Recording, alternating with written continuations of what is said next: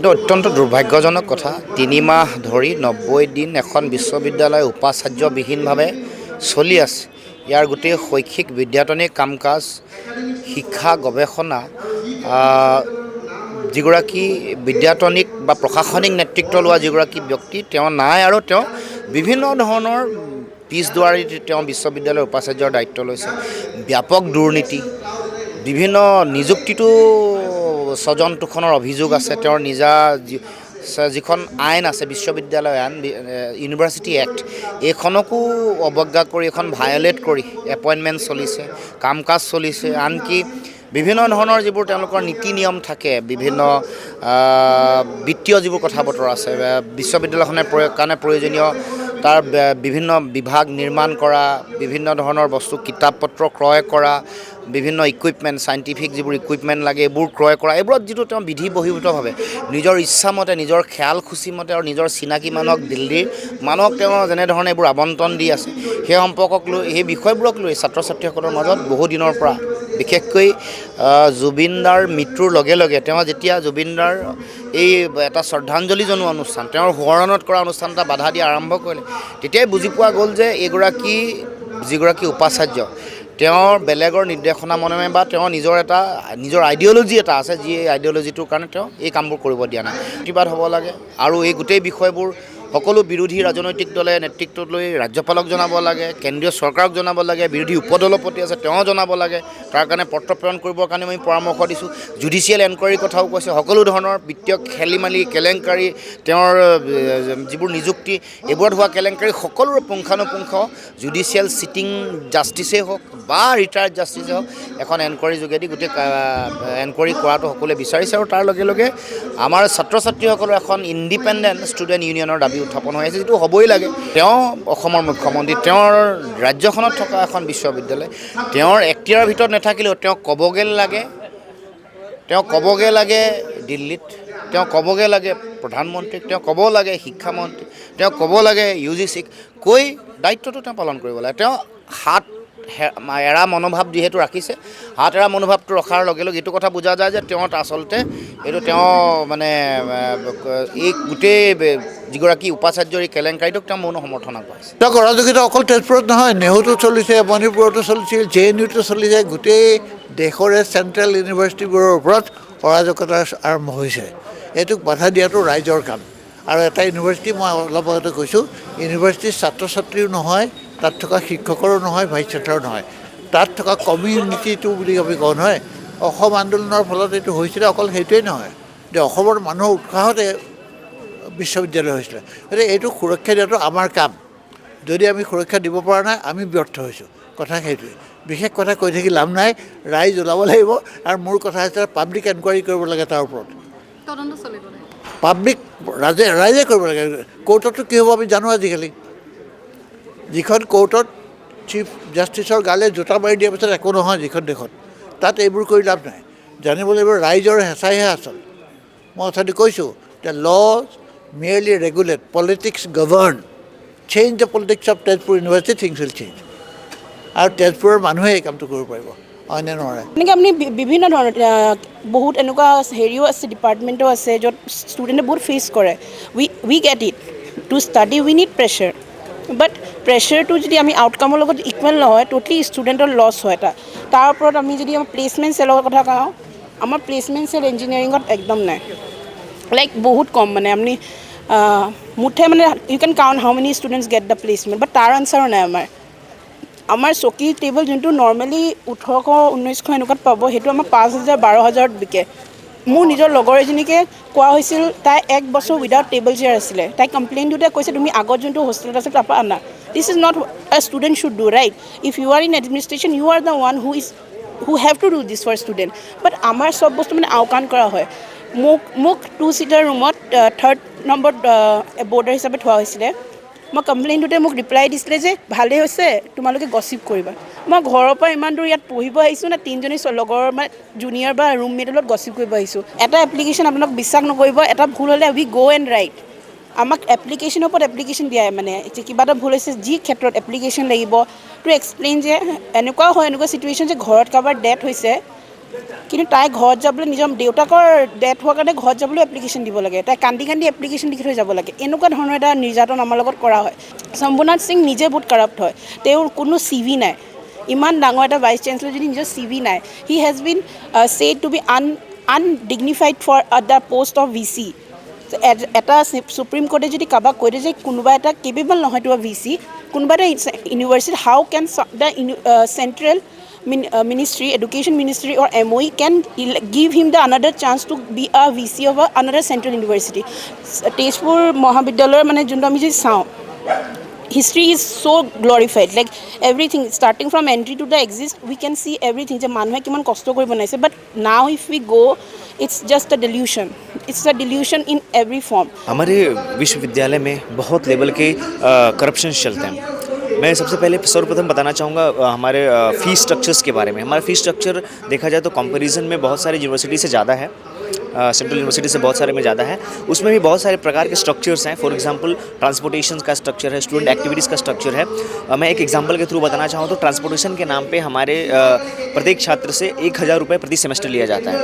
हमारे विश्वविद्यालय में 5,112 छात्र हैं, आप उससे गुना करके देखें, बहुत बड़ा एक अमाउंट होता है। लेकिन अगर हम इस अमाउंट के साथ ये एक्सपेक्टेशन होता है कि हमारे जो ट्रांसपोर्टेशन फैसिलिटीज़ होंगी दैट विल वेरी बहुत अच्छे होंगे, लेकिन आप हमारी यूनिवर्सिटी के बसेस को देखेंगे तो उसके स्थिति इतनी दयनीय है कि उसमें विंडोज़ नहीं है, उसमें वहाँ पर टीन लगा कर चल रहा है। सीट्स इतने ख़राब है कि वो जर्किंग वगैरह में लोगों के हाथ कट जाते हैं, और उसके ब्रेक कब फेल हो जाएंगे, सिक्योरिटी कब ख़राब हो जाएगी, उसमें कुछ है ही नहीं। बस इवन फल्टी भी हो जाती है कई बार, लेकिन उसमें कोई सुनवाई नहीं होता, उसका फिर रिपेयरिंग नहीं होता अच्छी तरह से, उसी प्रकार से चलते जा रहा है। बात हमारे स्टूडेंट एक्टिविटी के नाम पे बहुत सारे फंड्स देते हैं, लेकिन अगर स्टूडेंट एक्टिविटी के नाम पे हमारे विश्वविद्यालय में कुछ होता ही नहीं है। अगर होता भी तो इतने छोटे लेवल पे होता है कि हमें मनोरंजन का साधन एक अच्छी तरह से प्रोवाइड नहीं किया जाता है। और कोई अगर छात्र समाज कोई एक ऑर्गेनाइज करा रहा है कोई भी फेस्ट या फिर कोई भी ये सब, तो उसमें भी जो एडमिनिस्ट्रेशन का होता है कि दे विल से कि there is no fund. But my question is कि हम लोग अगर फीस में इतने सारे फंड्स दे रहे हैं तो आप हमें वो फिर वापस क्यों नहीं ले रहे। दूसरा बताना चाहे कि हमारे यूनिवर्सिटी में हॉस्टल्स में पानी नहीं है, लेकिन हमारे यूनिवर्सिटी में बहुत सारे ऐसे फूल में पानी ऐसे बहाए जा रहे हैं। जो BC के बंगले हैं उसके सामने बहुत सारे घास लगाए गए हैं, उसमें जो दिन भर पानी बहाया जा रहा है। बट हमारे यहाँ हॉस्टल्स में पानी नहीं है, हम सुबह उठते हैं तो हॉस्टल में पानी नहीं है। यूनिवर्सिटी के जो वाइस चांसलर है उसके गेट को इतने उसके जो बाउंड्री है उसके ऊपर तार से लगाया गया। ऐसा प्रतीत होता है कि ये कोई बॉर्डर्स है जो इंटरनेशनल बॉर्डर्स है, तो उस प्रकार का लगाया जाए। तो हमें इससे ये पता चलता है, मानसिकता पता चलता है कि जो एक वाइस चांसलर है वो क्या सोचता है कि यूनिवर्सिटी में बच्चे क्रिमिनल्स हैं, क्योंकि उसके पहले तो कोई वाइस चांसलर ऐसा सीलिंग नहीं लगाया था ऊपर में। मिनिस्ट्री ऑफ एजुकेशन से 3 लोग आए थे, मिनिस्ट्री सेक्रेटरी आए थे मिनिस्ट्री ऑफ एजुकेशन के, Mr Vineet Joshi, joint secretary Mrs Saumya Gupta, और एक और उनके साथ थे कोई ऑफिशियल थे। उन लोगों ने फिर से हमारी सारी बातों को सुना, ये सब सुना, लेकिन उन्होंने कोई हमें तख्ता सबूत या फिर कुछ ऐसा नहीं दिया कि whether they are going to take any kind of action against the vice chancellor और नॉट, वैसा टाइप का। They are not giving any kind of a simple hint कि उनके अगेंस्ट कोई इंक्वायरी बैठेगा या नहीं बैठेगा। तो उसकी वजह से क्या हो रहा है, आज today is 90th day of our protest, 90 दिन हो गए हैं। हमारा as a student it's our responsibility to study, it's our responsibility to give examination, but हम लोग क्या कर रहे हैं, एक वाइस चांसलर के अगेंस्ट प्रोटेस्ट कर रहे हैं। मेरा सवाल देश के सरकार से है, सरकार अगर हमें कहती है कि छात्र देश के फ्यूचर हैं, तो अगर इस प्रकार से छात्रों को किया जाएगा तो हम अच्छे फ्यूचर नहीं बन सकते। अगर हमारे साथ इस प्रकार से होगा, हम किसी एक आदमी के प्रति इतने एलिगेशंस लगा रहे हैं, उसके खिलाफ कुछ भी नहीं हो रहा है, तो ये देश का फ्यूचर खराबी होने वाला है। আজি তেজপুৰৰ ছাত্ৰ সমাজ আৰু প্ৰাক্তন ছাত্ৰ সকলোৱে লগ লাগি ইয়াতে এখন প্ৰতিবাদ সভা পাতিছে আৰু অসমৰ সকলো স্তৰৰ লোক ইয়ালৈকে আহিছে। অসমৰ জনগণৰ সম্পূৰ্ণ সমৰ্থন আছে, কাৰণ তেজপুৰ বিশ্ববিদ্যালয়ে অসম চুক্তিৰ 860জন শ্বহীদৰ ত্যাগৰ বিনিময়ত অসম চুক্তিৰ জৰিয়তে তেজপুৰ বিশ্ববিদ্যালয়, তাৰ পিছতো কিন্তু তেজপুৰ বিশ্ববিদ্যালয় অসমে পোৱা নাছিল, তাৰ কাৰণে প্ৰাণ দিব লগা আছিল এগৰাকী ছোৱালী। এতিয়া ঘটনাটো হৈছে সেই তেজপুৰ বিশ্ববিদ্যালয়, যি তেজপুৰ বিশ্ববিদ্যালয় যোৱা সময়ছোৱাত কেৱল ভাৰতবৰ্ষ নহয় বিশ্বৰ ভিতৰত স্থান পোৱা এখন বিশ্ববিদ্যালয়ত পৰিগণিত হৈছে। সেই বিশ্ববিদ্যালয়খনক আকৌ তিল তিলকৈ মাৰি পেলোৱাৰ উপক্ৰম হৈছে। আৰু এই পৰিৱেশ আৰু এই পৰিস্থিতিটো কিয় হৈছে, আপোনালোকে দেখিছে যোৱা 1.5 দশক ধৰি এই শাসকীয় চৰকাৰখন, শাসকীয় BJP চৰকাৰখনৰ দিনত তেওঁলোকৰ বিৰুদ্ধে যদি ৰঙা চকু দেখুৱাইছে, তেওঁলোকৰ অপশাসনৰ বিৰুদ্ধে যদি সংঘবদ্ধ হৈছে, সেয়া অসমত আমি কা আন্দোলনৰ সময়তো দেখিছোঁ যে উচ্চ শিক্ষা অনুষ্ঠানবোৰৰ ছাত্ৰ সমাজ আৰু তেওঁলোকৰ আটাইতকৈ ডাঙৰ শত্ৰুৱে হৈ গ'ল উচ্চ শিক্ষাৰ উচ্চ শিক্ষিত ছাত্ৰ সমাজ। আৰু কাৰণ কিয় তেওঁলোকৰ যিবোৰ বেবেৰিবাং কথা, তেওঁলোকৰ যিবোৰ সমাজখনক জাতি ধৰ্মৰ নামত ভাগ ভাগ কৰা কথা, এই কথাবোৰৰ বিৰুদ্ধে এই উচ্চ শিক্ষিত সমাজে সদায় থিয় হৈছে। আৰু সেইকাৰণে যিকোনো প্ৰকাৰে এই উচ্চ শিক্ষা অনুষ্ঠানবোৰ ধ্বংস কৰিব লাগে। আৰু তাৰে কাৰণে বিভিন্ন ৰাজ্যপালবোৰৰ জৰিয়তে, ৰাজ্যপালবোৰতো এটা ৰাজনৈতিক নিযুক্তি, এই ৰাজ্যপালবোৰৰ জৰিয়তে উপাচাৰ্য নিযুক্তিৰ ক্ষেত্ৰত সম্পূৰ্ণ এটা ৰাজনৈতিক হস্তক্ষেপ হৈছে। বিশেষ এটা ৰাজনৈতিক আদৰ্শক বিশ্বাস কৰা উপাচাৰ্যসকলক দিয়া হৈছে, যাৰ ফলত সকলো বিশ্ববিদ্যালয়ক এটা বিশেষ আদৰ্শৰ ৰাজনৈতিক আদৰ্শৰ পিনে অৱধাৰিত কৰাৰ কাৰণে, লৈ যোৱাৰ কাৰণে সকলো যিবোৰ গণতান্ত্ৰিক ব্যৱস্থা, গণতান্ত্ৰিক সংস্থা, যিবোৰ গণতান্ত্ৰিক চিন্তা, এইবোৰক মহীশূৰ কৰা হৈছে। আৰু তাৰেই প্ৰতিফলন আমি এতিয়া তেজপুৰ বিশ্ববিদ্যালয়ত দেখিছোঁ। যোৱা ছেপ্টেম্বৰ মাহৰ 19 তাৰিখে জুবিন গাৰ্গৰ মৃত্যু হ'ল। মৃত্যু হোৱাৰ পিছত 21 তাৰিখে যিগৰাকী ভিডিঅ' কনফাৰেন্সত যিগৰাকী উপাচাৰ্য দিল্লীত থকাৰ পিছত তেওঁৰ প্ৰতিনিধি হিচাপে অহা বিশ্ববিদ্যালয়ৰ আন এজন শিক্ষকে বাধ্য যেতিয়া হ'ল যে ভিডিঅ' লগাব ছাত্ৰ ছাত্ৰীৰ দাবীত, তেতিয়া তেওঁ যি এটা দায়খৰা, এটা অপমানসূচক বক্তব্য ৰাখিছিল জুবিন গাৰ্গৰ ক্ষেত্ৰত, যে এইটো এটা ফানি কথা কোৱাটো উচিত নহয়, এখন চেণ্ট্ৰেল ইউনিভাৰ্চিটি এই বুলি কয়। কিন্তু এটা কথা উপাচাৰ্যই মনত ৰখা যে সৰহসংখ্যক ছাত্ৰ ছাত্ৰী কিন্তু এই উত্তৰ পূৰ্বাঞ্চলৰ, আৰু জুবিন গাৰ্গৰ দৰে এটা সত্তা, যি সত্তা গোটেই ভাৰতবৰ্ষৰ সকলো শ্ৰেণীৰ মানুহে তেওঁৰ সমবেদনা জ্ঞাপন কৰিছে, তেনে ক্ষেত্ৰত উপাচাৰ্যগৰাকী যি বক্তব্য ৰাখিছে, এয়া হ'ল এখন প্ৰান্তীয় ৰাজ্যৰ দিল্লীৰ পৰা যেতিয়া নিয়ন্ত্ৰিত হয় প্ৰান্তীয় অঞ্চল এটাক, অসমৰ দৰে এটা প্ৰান্তীয় অঞ্চলক যি যোৱা 70 বছৰে যি নেগলেক্ট আৰু অৱহেলা, তাৰ প্ৰতিফলন। আৰু সেইটো এতিয়া আমি তেজপুৰ বিশ্ববিদ্যালয়ত দেখিছোঁ, আৰু সেইটো হ'ব দিব নোৱাৰে। সেইকাৰণে অসমৰ সকলো স্তৰৰ জনগণক একগোট হৈছে। আৰু আটাইতকৈ লজ্জাৰ বিষয় যে অসমৰ যিগৰাকী মুখ্যমন্ত্ৰী ইতিমধ্যে অসম চুক্তি ৰূপায়ণৰ মন্ত্ৰী আছিল, আজি বৰ্তমান তেওঁ অসমৰ মুখ্যমন্ত্ৰী। যি সময়ত মণিপুৰৰ ক্ষেত্ৰত হওক, মেঘালয়ৰ ক্ষেত্ৰত হওক মুখ্যমন্ত্ৰীয়ে হস্তক্ষেপ কৰিছিল এনেকুৱা বিশ্ববিদ্যালয়ৰ এনেকুৱা অনুৰূপ ধৰণৰ ঘটনা হ'ল, অসমৰ মুখ্যমন্ত্ৰীৰ কোনো বক্তব্য নাই। কাৰণ তেওঁ দিল্লীৰ ওচৰত চৰণ চুই দিল্লীৰ নখ দৰ্পণত উঠা বহা কৰাৰ কাৰণে দিল্লীৰ ৰোষত পৰিব নিবিচাৰে। কাৰণ দিল্লীৰ দ্বাৰা নিযুক্তি দিয়া আছিলে উপাচাৰ্যগৰাকীক, শম্ভু সিং। আজি তেওঁ 90 দিন পলাতক। আজি 3 মাহ ধৰি যি ছাত্ৰ ছাত্ৰীৰ শিক্ষাবৰ্ষৰ পৰা মাত্ৰ 2 বছৰীয়া শিক্ষাবৰ্ষৰ পৰা 3 মাহ ধ্বংস হৈ গ'ল, তাৰ গোটেই জীৱনটো এই ছাত্ৰ সমাজে ভুগিব লাগিব। তাক যিবোৰ ৰিচাৰ্চ ষ্টুডেণ্ট আছে, গৱেষণাৰ ছাত্ৰ ছাত্ৰী, তেওঁলোকেও ভুগিব লাগিব। ইয়াৰ এই যে ক্ষতি, এই ক্ষতিৰ তাৰ বিনিময়ত কোনে পূৰণ কৰিব? সেইকাৰণে কৈছোঁ, মুখ্যমন্ত্ৰীৰ যদি অলপমান যদি অসমৰ জনগণৰ প্ৰতি দায়িত্ব আছে, অসমৰ শ্বহীদৰ প্ৰতি যদি তেওঁৰ যদি অলপমানো দায়িত্ববোধ আছে, অসম চুক্তিখনৰ প্ৰতি যদি অকণো সন্মান আছে, তেতিয়াহ'লে তেওঁ অনতিপলমে দিল্লীক হেঁচা দিয়ক, যাতে এই বিশ্ববিদ্যালয়খনৰ পৰা এই শম্ভু সিংবোৰক চিৰদিনৰ কাৰণে বৰ্খাস্ত কৰা হয়। চাওক, 855 জন শ্বহীদৰ কেঁচা তেজৰ বিনিময়ত স্থাপন হোৱা তেজপুৰ বিশ্ববিদ্যালয় পুনৰ 32টা বছৰৰ পিছত ছাত্ৰসকলে বা শিক্ষক কৰ্মচাৰীসকলে নিজৰ যি অধিকাৰৰ কাৰণে পুনৰবাৰ প্ৰতিবাদত বহা কথাটো আচলতে অতিকৈ পৰিতাপৰ কথা। এতিয়া কথাটো ক'বলৈ যাওঁ, কথাবিলাক আৰম্ভণি হৈছিলে আমাৰ অসমৰ হিয়াৰ আমঠু জুবিন গাৰ্গ ডাঙৰীয়া ঢুকুৱাৰ পিছতেই, যিহেতু তেজপুৰ বিশ্ববিদ্যালয়ৰ ছাত্ৰ যি একতা সভাৰ, যিয়ে আমি তেজপুৰ বিশ্ববিদ্যালয়ত ষ্টুডেণ্ট কাউন্সিল বুলি কওঁ, তাৰ ইলেকশ্যন পতা হ'ল। ইলেকশ্যন পতাৰ পিছতে ভাবিলোঁ, এটা যিহেতু প্ৰশাসনিক কাম কাজ হৈছে, আমাৰ তেজপুৰ বিশ্ববিদ্যালয়ৰ প্ৰশাসনে আমাক এটা শ্ৰদ্ধাঞ্জলি অনুষ্ঠান পাতিবলৈ অনুমতি দিব লাগে। কিন্তু সেই মুহূৰ্তত আমি অনুমতি বিচাৰিলোঁ উপাচাৰ্যৰ পৰা। উপাচাৰ্যই সেই মুহূৰ্তত ক'লে, it is a central university, don't make things funny ধৰণৰ এটা উপলুঙাসূচক মন্তব্য কৰিলে। তাৰ পিছতে ছাত্ৰ ছাত্ৰীসকল ক্ষোভত ফাটি পৰিল। ক্ষোভত ফাটি পৰাৰ পিছতে তেজপুৰ বিশ্ববিদ্যালয়ৰ যি প্ৰশাসনিক কাম কাজ আছিলে, প্ৰশাসনিক কাম কাজত অলপ ব্যাঘাত জন্মিলে। তাৰপিছতে তেজপুৰ বিশ্ববিদ্যালয়ৰ যি দুৰ্নীতিগ্ৰস্ত উপাচাৰ্যগৰাকীৰ বিৰুদ্ধে আমাৰ তেজপুৰ বিশ্ববিদ্যালয়ৰ public relation officer Samaresh Barman ছাৰে পদত্যাগ কৰিলে। তাৰপিছতে শিক্ষক সমাজ আৰু কৰ্মচাৰী সমাজ ওলাই আহিলে, আৰু তেওঁৰ প্ৰত্যেকটো প্ৰত্যেকটো দুৰ্নীতি দস্তাবেজ ফাদিল কৰিবলৈ আৰম্ভ কৰিলে। তাৰ পিছৰ পৰাই আজি 90টা দিনত ভৰি দিলে এই প্ৰতিবাদে।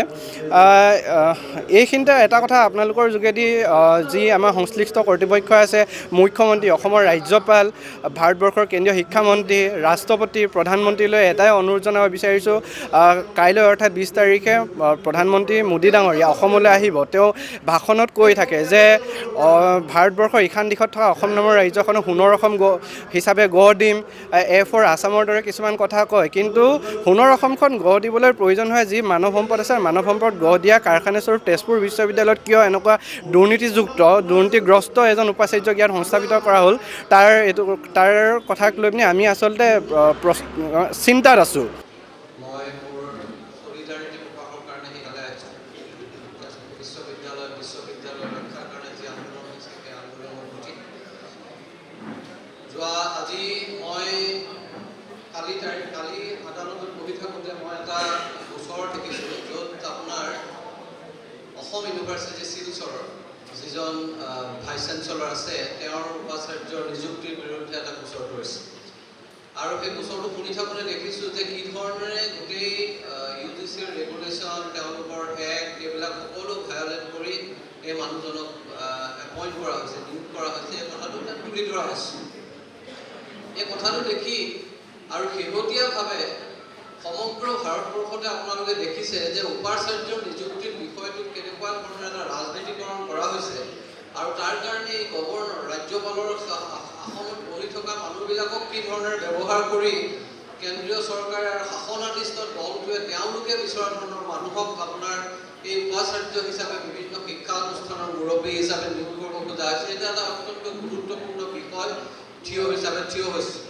যোৱা সময়ছোৱাত আমি এটা কথাই দেখিলোঁ যে কি ধৰণে ভাৰতবৰ্ষৰ সকলো উচ্চ শিক্ষাৰ প্ৰতিষ্ঠানক ধ্বংস কৰি দিয়া হ'ল আৰু এই যিটো ধ্বংসৰ প্ৰক্ৰিয়া তেওঁলোকে আৰম্ভ কৰিলে তাৰে ধাৰাবাহিকতা আমি এই তেজপুৰ বিশ্ববিদ্যালয়ৰ ক্ষেত্ৰত দেখা পাইছোঁ। আৰু তেজপুৰ বিশ্ববিদ্যালয়ৰ ক্ষেত্ৰতো যি ধৰণেৰে তেওঁলোকে সমস্ত আইন কানুন সকলোকে বৃদ্ধাংশ দেখুৱাই আপোনাৰ এজন এনেকুৱা ধৰণৰ মানুহ যিজন মানুহৰ বিৰুদ্ধে অভিযোগৰ সীমা সংখ্যা নাই তেনেকুৱা মানুহক আনি বহুৱাই দিছে, বহুৱাই গোটেই ইউনিভাৰ্চিটিখন, গোটেই বিশ্ববিদ্যালয়খনকে ধ্বংসৰ গৰাহলৈ তুলি দিছে। আৰু বাৰম্বাৰ প্ৰতিবাদ হোৱাৰ পিছতো, জনসাধাৰণৰ মাজত প্ৰতিবাদ হোৱাৰ পিছতো তাৰ প্ৰতি সামান্য কাণসাৰ নিদিয়াকৈ কেন্দ্ৰীয় চৰকাৰে একেজন মানুহকে পুনৰ শাসনত বহাবলৈ যিটো ব্যৱস্থা গ্ৰহণ কৰিছে, যিবিলাক কাৰ্য প্ৰস্তাৱ গ্ৰহণ কৰিছে, মই ভাবোঁ যে সেইবোৰ আৰু নিন্দা কৰাৰ কোনো ভাষা নাই। আজি তেজপুৰ বিশ্ববিদ্যালয়ৰ ছাত্ৰ শিক্ষক সকলোৱে যি আন্দোলন গঢ়ি তুলিছে, সচেতন মহলে, সচেতন মানুহে তাৰ প্ৰতি সহমৰ্মিতা প্ৰকাশ কৰিছে। আৰু তাৰ মাজত এজন হিচাপে মই ভাবোঁ যে মই এই আন্দোলনৰ প্ৰতি সহমৰ্মিতা প্ৰকাশ কৰিছোঁ আৰু তাৰ কাৰণে ইয়ালৈ আহিছোঁ। আগন্তুক দিনবিলাকত মই ভাবোঁ যে আপোনালোকে যদি আপোনালোকৰ আন্দোলনৰ ব্যাপ্তি সমগ্ৰ অসম পৰ্যন্ত পহুচাই দিব নোৱাৰে আৰু অসমৰ বিভিন্ন প্ৰান্তৰ বিশ্ববিদ্যালয় যিবিলাক আছে, শিক্ষানুষ্ঠান আছে, উচ্চ শিক্ষাৰ প্ৰতিষ্ঠান আছে, সেইবিলাককো আপোনালোকৰ আন্দোলনৰ কাষত থিয় কৰাব নোৱাৰে, তেতিয়াহ'লে আপোনালোকৰ আন্দোলন সফল নহ'ব। মই ভাবোঁ যে সেইকাৰণে আপোনালোকে এই আন্দোলনক এক ব্যাপক ৰূপ দিয়াৰ কাৰণে, ইয়াৰ ব্যাপ্তিৰ কাৰণে, ইয়াক আৰু বেছি অসমৰ মানুহৰ ওচৰলৈ লৈ যোৱাৰ কাৰণে পদক্ষেপ গ্ৰহণ কৰক। আমি আছোঁ, যি ধৰণে আমি সহায় কৰিব লাগে কৰিম।